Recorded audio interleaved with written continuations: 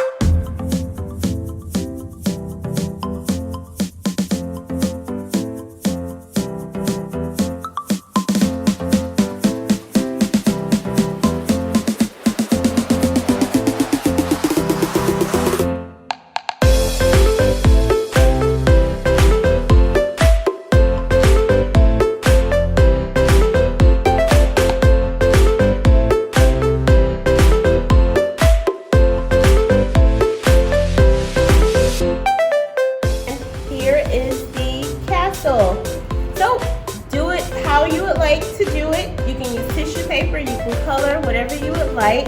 I hope you guys enjoyed my castle DIY. It'll keep you busy, and I hope you guys are staying safe and social distancing. Have a good one.